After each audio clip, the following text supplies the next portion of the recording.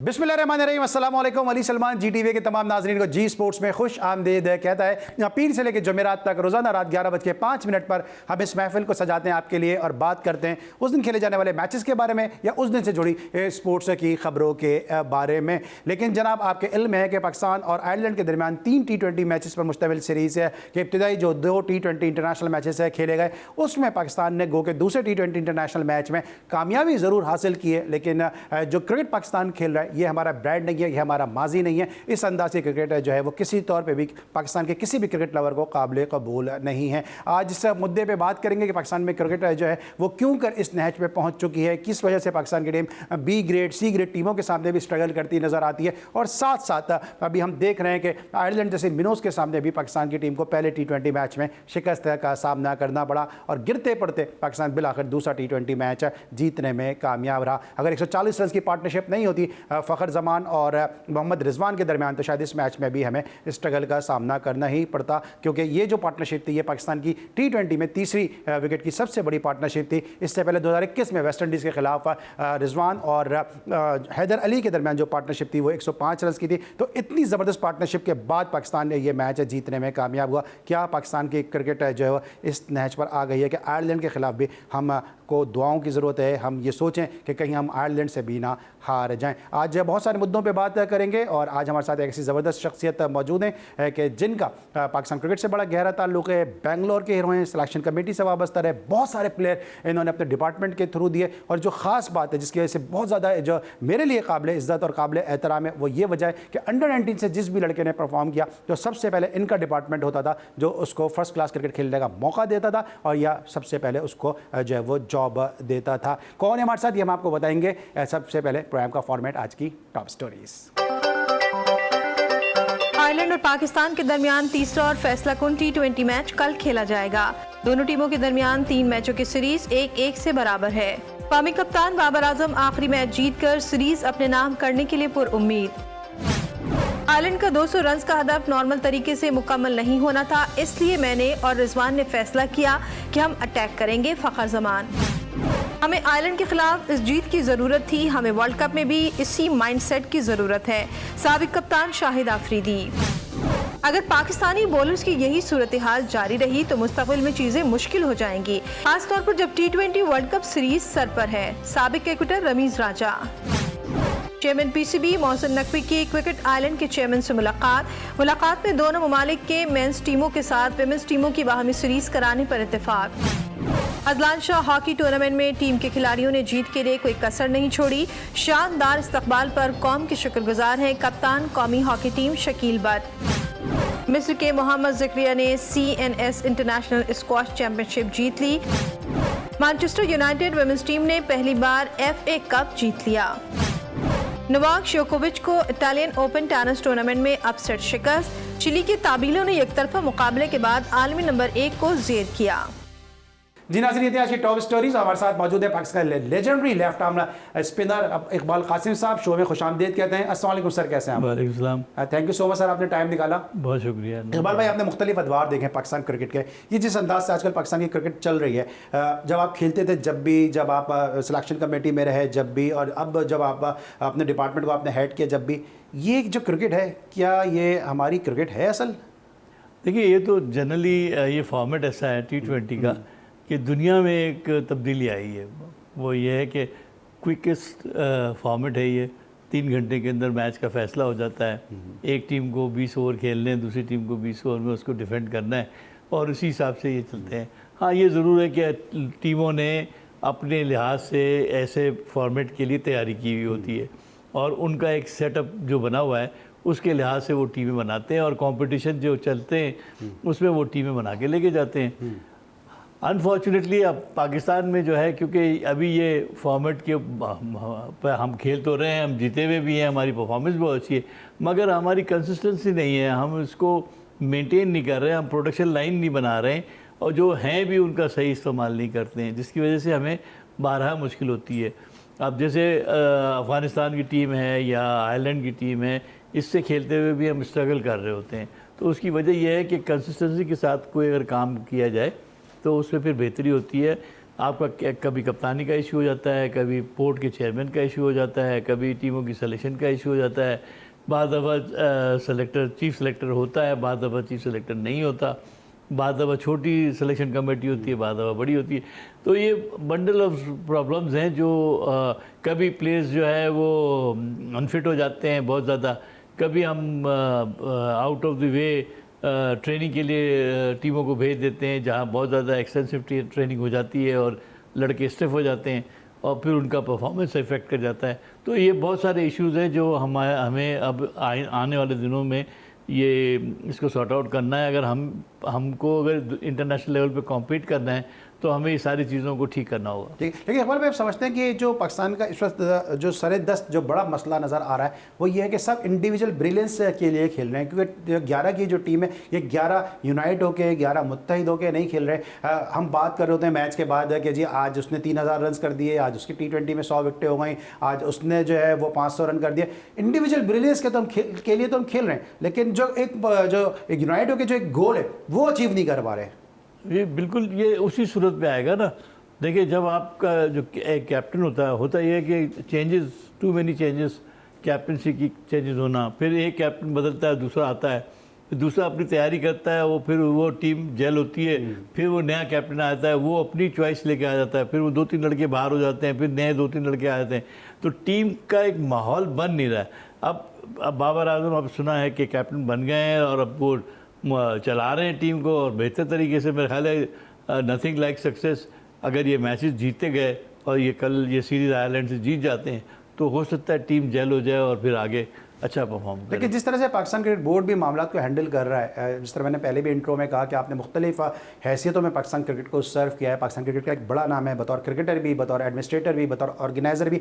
आपको लगता है पाकिस्तान क्रिकेट बोर्ड अब मामला को दुरुस्त समत में हैंडल कर रहा है? नहीं, मेरा नहीं ख्याल है कि अभी देखें ना, एक तो सबसे बड़ी निशानी है कि चीफ सेलेक्टर कोई नहीं है, ठीक है। फिर टीमों की सिलेक्शन के लिए कोई म्यार या कोई पॉलिसी या कोई इस किस्म की कोई चीज़ ऐसी नज़र नहीं आ रही है। और जो अभी कोचेस का भी अपॉइंटमेंट नहीं है। अभी वो अज़हर महमूद जो है वो इंटरिम ड्यूटी दे रहे हैं। तो बहुत सारी चीज़ें हैं जिसकी कमी की वजह है और जो ओवरऑल टीम के परफॉर्मेंस पे इफ़ेक्ट करती हैं, तो इसको दुरुस्त करने की ज़रूरत है। ठीक है, लेकिन जिस तरह अभी पहले शाहीन को कप्तान बनाया गया, फिर शाहीन को 5 मैचेस के बाद कैप्टनसी से हटा दिया गया, आप उस दौर में खेले कि जब जावेद मिर्ज़ा साहब के खिलाफ एक रिवॉर्ड हुआ था और श्रीलंका का जो सीरीज़ थी उसमें बहुत सारे मेन प्लेयर नहीं थे और आपने शायद जावेद भाई का ही साथ दिया था और आप खेले। मुझे याद है कराची का जो टेस्ट मैच जिसमें सलीम मलिक, राशिद खान, सलीम यूसुफ जैसे प्लेयर का डेब्यू हुआ, इसके बाद कितना टीम में जो है रिफ्ट आ जाती है आपस में। भले आप कितने ही आप दुनिया के सामने जो गले में हाथ डाल रहे हो या सब अच्छा है का नारा लगा रहे हो, लेकिन आप क्योंकि उस दौर से गुजरे इसलिए आपसे जान रहा हूँ कि क्या टीम का इस वक्त माहौल होगा। भाई उसके बाद देखिए, जब अगर एक टीम के ख़िलाफ़ कोई बगावत हो जाती है या कैप्टन के ख़िलाफ़ हो जाती है तो उसके बाद वो माहौल जो है ना वो टेंस ही रहता है। यानी जो लोग एक तरफ होते हैं वो दूसरी तरफ वाले लोग खिलाड़ियों से कम बातचीत करते हैं, उनसे जेल नहीं होते हैं, उनसे खाइफ रहते हैं। वो वाले दूसरे प्लेयर जो हैं वो इस साइड वाले लोगों से खाइफ रहते हैं। तो ये एक किस्म का एक धड़ेबाजी हो जाती है और वो धड़ेबाजी जो है वो टीम के लिए नुकसानदेह है। तो मैं समझता हूँ कि ये जितनी जल्दी हो सके बाबर और शाहीन और ये सब मिल जाएं और अच्छी तरीके से जेल होके खेलें। जैसे कल का परफॉर्मेंस बेहतर था, अगर ऐसे ही ये खेलते रहे तो फिर उम्मीद है कि ये टीम दोबारा से खड़ी हो जाए। हालांकि अब शुरू में जब बाबर को कप्तान बनाया था तो एक वक्त ऐसा आ गया था कि टीम ये बिल्कुल सेटल हो गई थी, मगर जब वो चेंजेस किए, आपने अननेसेसरी चेंजेस किए, जब नहीं करना चाहिए था तब कर दिया और जब किसी को नहीं बनाना चाहिए उसको बना दिया, फिर हटा भी दिया। ये बहुत सारी चीज़ें थी जो डिस्टर्ब कर गई। अब आहिस्ता आहिस्ता चीज़ें बेहतर होती जा रही हैं। लेकिन इससे सर आपको टीम की बॉडी लैंग्वेज क्या नज़र आ रही है? मेरा ख्याल है कि कल वाले मैच, पहले वाले मैच में तो मैं ज़रा थोड़ा डिसअपॉइंटेड था क्योंकि पहले वाले मैच में कुछ ज़्यादा मुझे ऐसा साइन नज़र नहीं आ रहे थे कि यार ये टीम को आगे करेगी। मगर कल की फतेह ने और कल के जो हालांकि रन हमने बहुत दे दिए, 190 के करीब हमने रन दे दिए और ये लग रहा था कि टारगेट बहुत मुश्किल है, मगर रिजवान ने और फ़खर जमान ने बहुत अच्छी बैटिंग की और पाकिस्तान टीम को संभाला और अच्छी पार्टनरशिप करके ये टीम को जीत की तरफ ले गए। इससे मुझे लगता है कि टीम के अंदर एक कुव्वत पैदा होगी और बेहतरी आएगी। ठीक है, बेहतरी आएगी। हम डिस्कशन कर रहे हैं पाकिस्तान के left arm legend spinner Iqbal Qasim sahab से, और इस वक्त लेंगे हम एक ब्रेक, और जब ब्रेक के बाद वापस आएंगे तो मज़ीद गुफ्तगू करेंगे। मिलते एक छोटे से ब्रेक के बाद।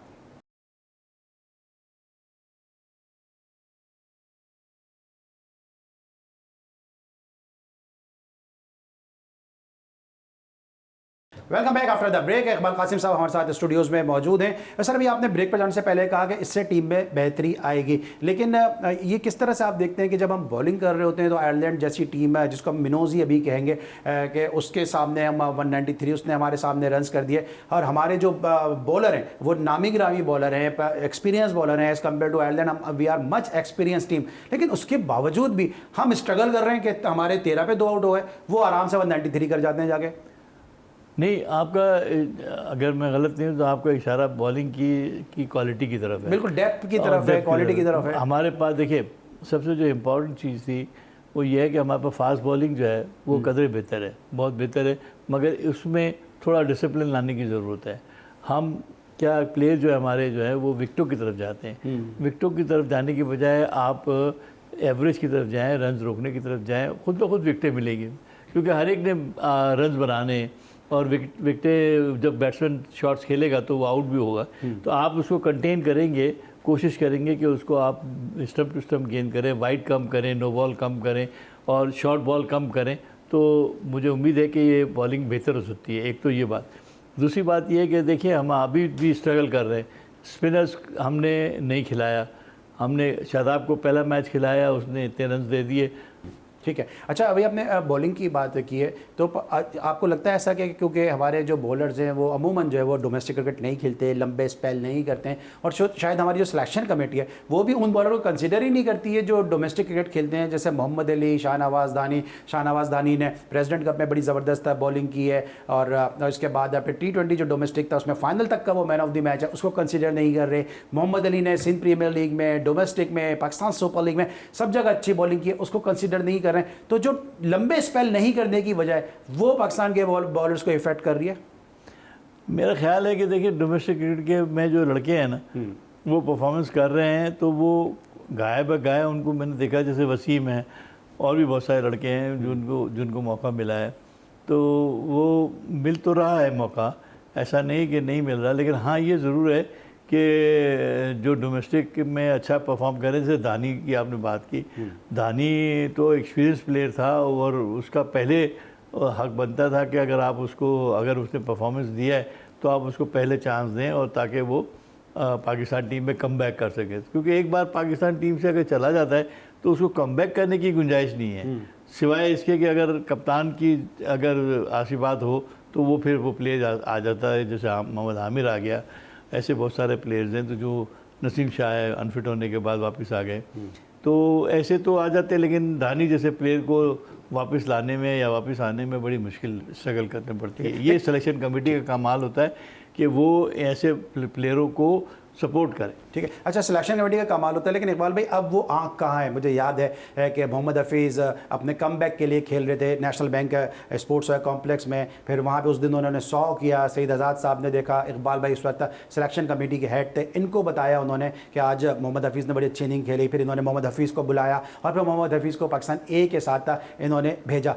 तो इकबाल भाई अब जो रन्स कर रहा है, अब डेटा एनालिस्ट आ गए हैं, स्कोर बोर्ड देख के, डाटा देख के उसको खिला तो लेंगे, लेकिन ये इकबाल कासिम साहब जैसी आई कहाँ से आएगी, सलाउद्दीन सल्लू साहब जैसी आई कहाँ से आएगी, जो प्लेयर के टैलेंट को आइडेंटिफाई करें रादर देन इसके कि उसकी रन्स को या उसकी विकेटों को आइडेंटिफाई करें। देखिए, लॉन्ग टर्म क्रिकेट के लिए तो जैसे टेस्ट क्रिकेट है या वनडे क्रिकेट है 50 ओवर्स वाली, उसमें तो डेफिनेटली आँख की ज़रूरत है और टैलेंट की ज़रूरत है। आप उसके ऊपर नज़र रखें, डोमेस्टिक पे लड़के खेल रहे होते हैं, उनको खेलते हुए देखें, उनके जाके मैचेस देखें, तो आपको समझ आ जाती है कि कौन सा खिलाड़ी जो है वो आगे जाने में आपको नज़र आ रहा है। और लेकिन ये T20 का जो फॉर्मेट है वो अजीब सा फॉर्मेट है। इसमें आप एक दिन किसी का अच्छा हो तो वो पूरा मैच बदल देता है। जैसे कल आपने देखा रिजवान और फ़खर जमा का माशाल्लाह अच्छा परफॉर्मेंस चल गया, तो इतनी लंबी पार्टनरशिप हो गई कि पाकिस्तान 190 का टारगेट बहुत आसानी के साथ अबूर कर गया। मगर सम टाइम ये होता है कि आपको 160 भी नहीं होते, क्योंकि ये इस गेम, क्योंकि कोई बॉलर आपको ऐसा मिल जाता है जो आउट कर देता है। तो ये गेम की फॉर्मेट की ब्यूटी है कि इसमें एवरी डे आपको कंसंट्रेट करके खेलना है और कुछ भी हो सकता है, और हर दिन एक आदमी परफॉर्म नहीं करेगा, सबको थोड़ा थोड़ा कंट्रीब्यूट करना पड़ता है, तो इसलिए ये डिफरेंट गेम। ठीक है, लेकिन सर आपको कल लगता है कि कल पाकिस्तान जीता तो है, लेकिन कल इन एक्सपीरियंस होना जो है वो आयरलैंड का उसकी वजह रही, क्योंकि अगर इसकी जगह कोई और टीम होती 13 पे 2 आउट कर देती, फिर उसके बाद जिस तरह आयरलैंड के प्लेयर्स ने कैचेस गिराए, 2-2 3-3 कैचेस गिराए, कोई और टीम होती तो पाकिस्तान को इतना टाइम नहीं देती है, तो आयरलैंड का इन एक्सपीरियंस होना हमें जो है वो थोड़ा सा एडवांटेज दे गया। ऑब्वियस ही बात है, देखिए उनके लिए तो गेम पाकिस्तान के ख़िलाफ़ खेलना एक बहुत ज़्यादा एक्सपीरियंस हासिल करने के मुतरादिफ है। वो पाकिस्तान से एक मैच जीते हैं, उस आपको अंदाज़ा नहीं है कि उससे दूसरे मैच में स्टैंड भर गए थे, पब्लिक उनकी आ गई थी टीम को सपोर्ट करने के लिए, एकदम उनके यहाँ एक जोश और जज्बा आ गया। तो इससे ये पता चलता है कि साहब अगर कोई बड़ी टीम को छोटी टीम अगर हराती है तो न सिर्फ खिलाड़ियों में हौसला आता है बल्कि देखने वालों में भी हौसला अफजाई होती है उनकी भी। तो मैं समझता हूँ कि उनको बहुत ज़्यादा फ़ायदा है। पाकिस्तान को तो उनका तो नथिंग टू लूज़ है ना, कोई चीज़ स्टेक पे नहीं है। पाकिस्तान का तो सब कुछ है, अगर ये जीत गए तो कहेंगे यार कोई बात नहीं, आयरलैंड से इतना कोई बड़ी बात नहीं है, हार गए तो कहेंगे आयरलैंड से हार गए। तो हमें ज़्यादा एहतियात करने की ज़रूरत है, हमारे प्लेयरों को ज़्यादा कॉन्सेंट्रेट करने की ज़रूरत है, हमारे कैप्टन को अच्छी स्ट्रेटजी बनानी चाहिए। लेकिन कैप्टन की आपने बात की है, तो टीम भले हार जाती है, हम बात कर रहे होते हैं ये किंग है, वो शहज़ादा है, ये वज़ीर है, ये इस तरह का जो एटीट्यूड है, क्या ये भी पाकिस्तान क्रिकेट को नुकसान पहुंचा रहा है? क्योंकि अब जिस तरह मैंने पहले प्रोग्राम के इब्तिदा में कहा कि इंडिविजुअल ब्रिलियंस के लिए खेल रहे हैं, और हमारे जो चेयरमैन साहब हैं वो भी मैच हारने के बाद भी किसी को 1000 रन के ऊपर जर्सी पहना दे रहे हैं, किसी को 300 विकेटों पे दे रहे हैं, किसी को 100 विकेटों के ऊपर दे रहे हैं। ये जेस्चर सही है? ये देखिए जो इनाम इकरामत का जेस्चर है ना, वो तो हमारा कल्चर है। हम आज से नहीं, ये शुरू से ही चला आ रहा है कि अगर टीम जीतती है तो बोनसेस मिलते हैं, कैश अवार्ड मिलते हैं, ये अच्छी बात है। कोई इससे इनाम इकराम देने से मैं नहीं समझता हूँ कि, बल्कि इंकरेजमेंट ही होती है, वो तो अच्छी काम है। लेकिन हाँ, ये जो आपने बात की ना कि ये जो खिलाड़ी है वो अपने आप को थोड़ा सा आप समझ लीजिए कि थोड़ा सा अपने आप को हाईलाइट कर देते हैं कि यार जैसे वो उनकी वजह से टीम जीती है, ऐसा कुछ भी नहीं है। जैसे शाहीन है, नसीम शाह है, ये बहुत इम्पॉर्टेंट है, हमारे दिल में तो उनकी बहुत रिस्पेक्ट है और पब्लिक भी बहुत, मगर उनको हम्बल होकर चलना है। जब तक कि वो हम्बल होकर खेलते रहेंगे, बाबर आजम को चाहिए कि वो भी हम्बल होकर चले, रिजवान और सब ये अपने दूसरे साथी खिलाड़ियों के साथ भी अच्छे तरीके से सलूक करें और टीमों के साथ भी अच्छी तरीके से सलूक, तभी कहीं जाके ये टीम आगे बढ़ेगी और इनको भी इज्जत ज़्यादा मिलेगी। ठीक है, लेकिन बाबर आजम को जितना जो है वो फ्री हैंड दिया हुआ है, मेरे ख्याल में इमरान खान के बाद ये दूसरे ही कप्तान होंगे जिनको इतना फ्री हैंड मिला होगा, क्योंकि आपके साबिक चेयरमैन भी ये बात है, कहते रहे कि जी मैच जीतना है या बाबर आजम के कवर ड्राइव देखने हैं, बाबर आजम के अलावा तो मुझे कोई प्लेयर ही नज़र नहीं आता, कोई कप्तान ही नज़र नहीं आता। ये सब कुछ जो है ये भी पाकिस्तान की टीम को डैमेज करने का एक बड़ा जो है वजह है। देखिए आप एक बात बिल्कुल करेक्शन कर लें, वो ये कि इमरान खान को जो पावर मिले थे, उस पावर के साथ साथ जावेद मियांदाद साथ था वहाँ पर। जावेद मियांदाद ने उनको पूरा सपोर्ट किया है और टेक्निकली सपोर्ट प्रोवाइड करते थे वो ग्राउंड के अंदर, बॉलिंग की चेंजेस में, फील्ड प्लेसिंग में, इसमें उसमें, तो उसका बहुत बड़ा रोल था। आज बाबर के साथ कोई ऐसा आदमी नहीं है जो इतना समझ के सर वो है ना रिजवान मुसलसल तो क्रिकेट, लेकिन उतनी वो समझ नहीं है। वो ठीक है, वो अच्छे वो खुद भी बहुत अच्छे प्लेयर है, इसमें कोई राय नहीं, दो राय नहीं है। अब कप्तानी का ये जो है, ये एल प्लेट जो है लगी हुई है, ये तजुर्बे से ही आएगी। हमारे पास कोई, हमारा सिस्टम कप्तान प्रोड्यूस नहीं करता।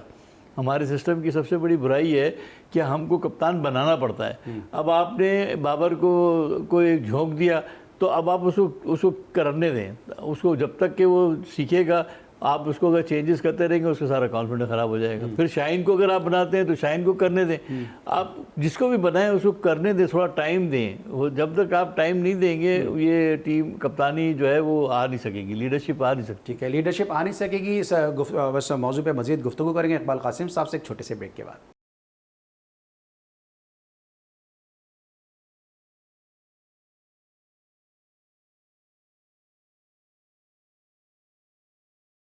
Welcome back after the break. और ब्रेक पर जाने से पहले गुफ्तगू इस नहज पर आ चुकी थी कि बाबर आजम को थोड़ा टाइम दें। इकबाल भाई कितना टाइम दें, क्योंकि इस वक्त सबसे ज़्यादा कप्तानी करने वाले खिलाड़ियों की फहरिस्त में वो शामिल हो चुके हैं। 78 T20 मैचेस में उन्होंने कप्तानी की, उनका विनिंग रेशो भी जो है वो 45+ विनिंग रेशो है। लेकिन अभी अगर आप पहले मैच की अगर आप बात करें, आखिरी दो गेंदों पर 1 रन चाहिए था, और आपने भी अगर वो मैच देखा हो तो पूरी फील्ड उन्होंने जो है वो फैला के रखी हुई थी। अगर कोई और कप्तान होता है, जैसे मियादाद जैसे कप्तान की आपने बात की है, या आफ्ताब बल्लू साहब के साथ आप खेलें जो बड़े प्रूवन कैप्टन रहे, इन जैसा कोई कैप्टन होता, महेंद्र सिंह धोनी होता, रिकी पॉन्टिंग होता, आपको नहीं लगता फील्ड को थोड़ी क्लोज कर देता?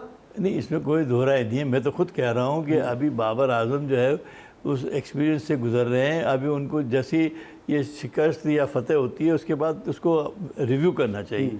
उनको अपने फैसले के ऊपर उसको, अगर वो ये कहते हैं कि मैं जो कुछ कर रहा हूँ ठीक कर रहा हूँ, वो गलत है। उनको चाहिए कि वो हर मैच के बाद अपनी वीडियो देखें, अपनी फील्ड प्लेसिंग देखें, कहाँ मैं गलती कर रहा हूँ, कहाँ अपने साथी क्रिकेटरों से बात करें कि भाई मुझे गाइड करो, कहाँ मैं रॉन्ग कर रहा हूँ। कोचेस से बात करें।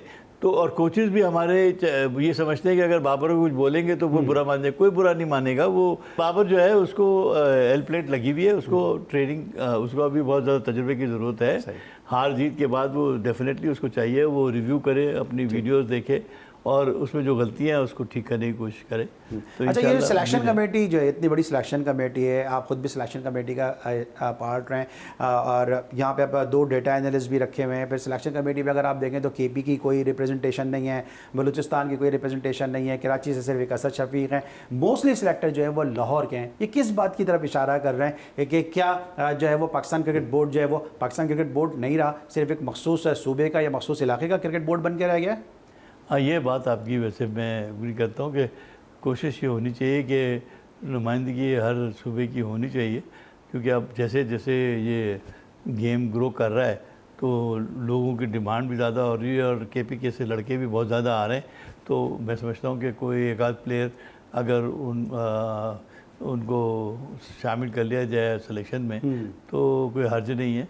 इसी तरीके से बलूचिस्तान से भी कोई एक आध होना चाहिए रिप्रेजेंटेटिव, और सिंध से भी होना चाहिए। तो ये ज़्यादा अच्छा एक गुलदस्ता बन सकता था, अच्छी सिलेक्शन कमेटी बन सकती। ठीक है। अच्छा इकबाल भाई, ये कितना असरअंदाज होता है कि टीम पहुंची हुई है, कितनी बड़ी मैनेजमेंट पहुंची हुई है, मैनेजर है, फिर मैनेजर के ऊपर सीनियर मैनेजर है, फिर बैटिंग कंसल्टेंट अलग है, बॉलिंग कोच अलग है, फिर फिजियो अलग है, फिर फील्डिंग कोच अलग है, फिर बहुत सारे लोग पहुंच जाए, उसके बाद पीछे से आपका चेयरमैन क्रिकेट बोर्ड भी पहुंच जाए। इससे कितना जो है वो खिलाड़ियों के ऊपर नफसियाती तौर पर असर पड़ता है? देखिए, चेयरमैन तो नॉर्मली दौरे करते रहते हैं। लेकिन सर हमने कभी नहीं सुना कि बीसीसीआई का चेयरमैन टीम के साथ साथ नीचे, अभी 2 दिन पहले मिले हैं वो, यहाँ पे उन्होंने एशाइया दिया है, उसके बाद 2 दिन बाद फिर वो डबलिन पहुंच गए मोहसिन नकवी साहब। अब बस वो मेरा ख्याल है कि वो अपना जो उनका जो डोमेन है उसका वो इस्तेमाल करते हैं और वो चले जा रहे हैं। वो कोई गैर कानूनी काम तो नहीं है जाना उनका, वो कानूनी है। मगर हाँ, ये है कि क्या ज़रूरत थी या नहीं थी, ये वो ज़्यादा बेहतर समझ सकते हैं। मेरा ख्याल है कि इससे टीम के ऊपर कोई फ़र्क नहीं पड़ना चाहिए। टीम जो है वो खेले गई है। ये डेफिनेटली ज़रूर होता है कि अगर चेयरमैन बैठा हुआ हो तो जो टीम के खिलाड़ी होते हैं उनको ये फ़िक्र होती है कि यार एक टेंशन रहती है कि यार चेयरमैन साहब आए हुए हैं और अगर हमने अच्छा परफॉर्म नहीं किया तो यार वो क्या फ़ील करेंगे, या वो हौसला में बुला के डांट टपट हो जाए। तो ये तो एक टेंशन ज़रूर, आपकी बात से मैं इत्तेफाक करता हूँ।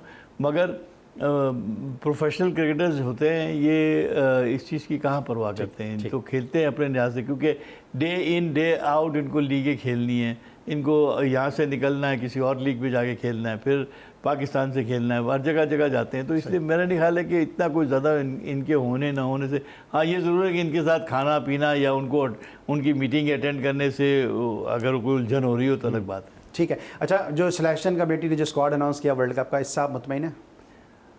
अभी तो फाइनल तो उन्होंने मेरा ख्याल नहीं किया। अभी सिर्फ 3 ही प्लेयर बाहर होंगे, इंग्लैंड के खिलाफ 1 मैच है, उसके बाद डेडलाइन है, तो स्क्वाड अनाउंस कर देंगे। 3 प्लेयर किसको इन्होंने टारगेट किया ये तो अभी से कहना बड़ा मुश्किल है। मगर मेरा ख्याल है कि इन्हीं में से 18 में से 15 आपके ख्याल में चले, अगर आप सिलेक्शन कमेटी में होते हैं, 18 में से कौन से 3 बाहर होते? 15 के नाम लेना तो वक्त कम है, लेकिन 3 जो बाहर होते अगर आप होते तो किसको करते?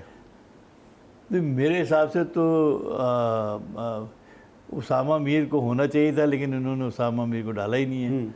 और बाकी जो बैठे हुए हैं उसमें से तीन प्लेयर आप कोई निकाल दीजिए, जो फास्ट बॉलर्स हैं, एक तो फास्ट बॉलर कम कर लीजिए, एक स्पिनर कम कर लीजिए, एक तो सर स्पिनर तो वैसा ही नहीं है, क्योंकि उसामा मीर जैसे आपने खुद कहा वो है नहीं, शायद आप बॉलिंग कर नहीं पाते हैं, कभी कभी तो आपने देखा पूरे मैच में नहीं कर पाते। इमाद वसीम जेन्युइन स्पिनर ही नहीं, आप मुझसे बेहतर जानते हैं, आप खुद लेजेंडरी लेफ्ट आर्म स्पिनर है, तो फिर पाकिस्तान का स्पिन है कहाँ? नहीं, जेन्युइन स्पिनर तो मतलब T20 में तो आपको एक ऐसा बॉलर चाहिए जो गेंद को रोल कर सके और रन को रोक सके। तो आपको टेस्ट मैच वगैरह में ज़रा ज़्यादा स्पिनर्स की प्रोफेशनली होती है, ऑलराउंडर स्पिनर टाइप का हो तो चल जाता है काम। तो इमाद वसीम हुआ, ये काम कर सकते हैं। अच्छा, इफ्तिखार से आप काम ले लें, इफ्तिखार से भी काम लेना चाहिए, आप ले नहीं पाते हैं तो ये अलग बात है। ठीक है। अच्छा सर, इंडिया का जो स्क्वाड है, इंडिया के स्क्वाड से किस हद तक आप मुतमईन है? क्योंकि इंडिया की जो जिस तरह से टीम अनाउंस हुई है, उन्होंने जो है वो राहुल जैसे प्लेयर को शामिल नहीं किया, इसके अलावा एक उनके प्लेयर रिंकू सिंह को शामिल नहीं किया, लेकिन फिर विराट कोहली के हवाले से कहा गया कि वो इनिंग का आगाज़ करें। एज एन ओपनर आपको लगता है कि विराट कोहली सक्सेसफुल हो सकते हैं? क्योंकि IPL में तो उन्होंने फिर आगाज़ ही किया इनिंग का। हालांकि विराट कोहली का बहुत अच्छा परफॉर्मेंस रहा है पांसी में भी, और इंडिया के लिए वो इंटीग्रल पार्ट है और एक्सपीरियंस आदमी है। और टीम के लिए देखिए, ऐसा प्लेयर जो टीम को के साथ खड़ा होता हो और टीम को खड़ा कर देता हो, तो वो तो बहुत ही अहम रोल है इसका। ये कहना कि जी उसकी कोई अहमियत नहीं है, बिल्कुल अहमियत है। वो उसका वो एक शीट एंकर है, वो रोल हम माजी में बहुत अच्छा प्ले करता रहा है। और इंडिया की टीम जो है वो आपको बता दूँ बहुत एक्सपीरियंस टीम है, और वो इतना जितना लोग ये इनको अंडर एस्टिमेट कर रहे हैं ऐसा नहीं है। उनके देखिए अच्छे प्लेयर बाहर हो गए, और जो प्लेयर आए हैं वो भी बहुत नामी ग्रामी अपना नाम पैदा करते हुए आ रहे हैं। सही। तो इसलिए मैं समझता हूँ इंडिया की टीम को एडवांटेज अच्छा है। इकबाल भाई, कहाँ ऐसा हुआ, कहाँ गलती हुई है? क्योंकि आपका जब एरा था तो उस वक्त जो था इंडिया पाकिस्तान का कोई कंपैरिजन था ही नहीं। जब पाकिस्तान इंडिया का मैच होता था तो मोस्टली पाकिस्तान जीतता था, और उस दौर में तो ये भी कहा जाता था कि शारजा का मतलब हार जाए। लेकिन अब इंडिया से जब भी मैच होता है तो 60-70% ये होता है कि पाकिस्तान हारेगा ही हारेगा। कहाँ हम पीछे रह गए? क्योंकि आप डोमेस्टिक भी आपकी बड़ी गहरी निगाह, आप ऑर्गेनाइज भी करते रहे। भाई हमने ज़्यादा तवज्जो PSL पे दी हुई है। PSL को के टूर्नामेंट्स को बहुत अहमियत देते हैं हर चीज़ में, सिलेक्शन में भी, इसमें भी, उसमें भी। डोमेस्टिक क्रिकेट का हाल जो है वो तो आपके सामने ही है। डिपार्टमेंट बंद कर दी है, जो अच्छी खासी अकाउंटेबिलिटी होती थी वो भी नहीं हो पा रही है, प्लेयर भी नहीं है। तो अब तवज्जो जो है वो ज़्यादातर T20 पर है, और T20 और आपकी PSL, इसमें ज़्यादा तवज्जो है पाकिस्तान की। मेरा ख़्याल है इसको शिफ्ट करना चाहिए दोबारा से वनडे और फर्स्ट क्लास क्रिकेट के ऊपर, ताकि फर्स्ट क्लास से ही प्लेयर निकलेगा। जो लंबी इनिंग खेलने की आदत होगी वो फिर हर जगह खेल सकता है। अगर जिसको शॉर्ट वर्जन की आदत है वो लंबी इनिंग खेल ही नहीं सकेगा, तो फिर आप वनडे में भी स्ट्रगल करेंगे, आप टेस्ट मैच में भी स्ट्रगल करेंगे। सर, जिस तरह कहते हैं कि पाकिस्तान जब PSL ने जो सबसे शुरू हुई थी तो लोगों ने बड़ा इसको वार्म वेलकम किया था, लेकिन क्या आप समझते हैं पाकिस्तान ने क्रिकेट को PSL ने डैमेज किया है? PSL की जो फ्रेंचाइजीज हैं उसने डैमेज किया है, या पाकिस्तान क्रिकेट को PSL से मॉनिटरी तो फ़ायदा हुआ है, लेकिन क्या क्रिकेट वाइज, टैलेंट वाइज कोई एडवांटेज हुआ है पाकिस्तान क्रिकेट को? नहीं, देखिए PSL से बेनिफिट तो डेफिनेटली है, पाकिस्तान क्रिकेट को भी बेनिफिट है, प्लेयरों को भी बेनिफिट है। फ़र्क सिर्फ ये है कि उसकी जो ऑर्गेनाइजेशन है, जिसमें टीमों को खिलाना है, नए प्लेयर को इंट्रोड्यूस कराना है, वो कुछ टीमें तो बहुत केयर करती हैं, बहुत ज़्यादा उनका नेटवर्क अच्छा है, वो पूरे पाकिस्तान से टैलेंट सेलेक्ट करके लाती हैं और उसमें से लेती हैं। कुछ ऐसी हैं कि जो बाहर के प्लेयरों पे ज़्यादा तवज्जो देती हैं। तो ये इसको थोड़ा सा ठीक करने की ज़रूरत है। बाकी वो अपना रोल प्ले करे, और जो पाकिस्तान क्रिकेट बोर्ड है वो अपना अलग। लेकिन सर, आपको कहीं ना कहीं ऐसा नहीं लगता कि जो फ्रेंचाइज के जो लोग हैं, वो जो रीजन की क्रिकेट है उसमें उनका अमल दखल है? कि बहुत सारे लोग ये बात करते हैं कि तुम जो है वो हमारे क्लब से खेलो, हम तुम्हें अपनी फ्रेंचाइज से खिला देंगे। मुल्तान में एक फ्रेंचाइज है वो अपना होल्ड किए हुए है, जो पेशावर की KP की फ्रेंचाइज है उसका अपना एक होल्ड है, लाहौर में एक पंजाब का एक अपनी फ्रेंचाइज है। तो प्लेयर को एक लालच आ जाती है, प्लेयर को तो खेलना है, उसको एक ग्रीड आ जाती है कि जी मैं इनके क्लब में जाऊंगा तो मैं पाकिस्तान सुपर लीग खेल जाऊंगा। इस लिहाज से आपको लगता है कि फ्रेंचाइज का जो रोल है वो रीजनल क्रिकेट से दूर होना चाहिए? मैं आपसे 100% मुत्तफिक हूँ इस बात पे कि फ्रेंचाइज जो है ना वो अपना काम कर रहे हैं, बहुत अच्छा कर रहे हैं, वो अपना करें। आप डोमेस्टिक जो क्लब क्रिकेट है, देखिए वो इसलिए इनको बीच में इन्वॉल्व किया था शायद कि जो क्लब क्रिकेट है उसमें ही सपोर्ट करेंगे। वो सपोर्ट तो मेरे ख्याल है उनकी तरफ से कोई ज़्यादा मुझे नज़र तो नहीं आई है कि मैं कहूँ कि हाँ वो कराची की क्रिकेट बिल्कुल ख़त्म हो चुकी है, क्लब क्रिकेट नहीं हो रही। तो मेरा ज़ाती ख्याल ये है कि जो फ्रेंचाइज क्रिकेट है उसको अपना रोल अपने डोमेन में रहना चाहिए और रीजनल क्रिकेट या डिस्ट्रिक्ट क्रिकेट ये अलग रहना चाहिए। इससे आपने अगर कोई सपोर्ट करना है फाइनेंशियल तो वो आप सपोर्ट कर दीजिए, मगर आप उसमें लोगों को जो आपकी मैनेजमेंट के लोग हैं उसको उस तरफ से इस तरफ नहीं आना चाहिए। ठीक है सर, आखिरी सवाल है पे कि अब क्या लगता है आपको कि कल जो सीरीज़ का तीसरा और आखिरी T20 मैच है खेला जाएगा, क्या पाकिस्तान इस सीरीज़ को अपने नाम कर लेगा या आपको लगता है कि आयरलैंड तीसरे मैच में भी जो है वो कुछ ना कुछ सरप्राइज़ कर सकती है? नहीं, इंशाल्लाह पाकिस्तान इंशाल्लाह सीरीज़ जीतेगा आयरलैंड से। मुझे उम्मीद है कल की टीम की परफॉर्मेंस के बाद टीम के अंदर एक डेफिनेटली एक वलवला, एक जोश आया है और ये मुझे उम्मीद थी कि अगर पाकिस्तान ऐसा जवाब देगा जो मतलब है कि आउटस्टैंडिंग होगा तो फिर पाकिस्तान के चांसेस आगे ज़्यादा बहुत अच्छे हैं। ठीक है, thank you so much. Legendary left arm spinner Iqbal Qasim sahab हमारे साथ मौजूद थे और जब इकबाल भाई शो में आते हैं तो मेरे जज्बात बड़े बढ़ जाते हैं, क्योंकि इकबाल भाई अपने दौर के वो स्पिनर थे कि जब ये खेलते थे तो किसी और की टीम में जगह नहीं बनती थी। इनकी जो सिलेक्शन थी वो किसी से जो है वो ढकी छुपी बात नहीं है। फिर जिस तरह इन्होंने अपने डिपार्टमेंट को रन किया वो भी यकीनी तौर पर एक ज़बरदस्त इनका डिपार्टमेंट रहा और ख़ासतौर से मैंने प्रोग्राम की इब्तिदा में कहा कि नए टैलेंट को इस तरह ये नर्चर करते थे, फिर उसको स्टार बनाते थे और फिर सुपर स्टार बनाते थे, वो इन्हीं का ही खासा है और आज भी लोग इनकी खिदमात को, इनकी सर्विसेज को याद रखते हैं। Sir thank you so much once again for being with us. आज के शो के लिए बस इतना ही। अली सलमान को कल तक के लिए इजाज़त दीजिए, अपना बहुत ख्याल रखिए। अल्लाह हाफ़िज़।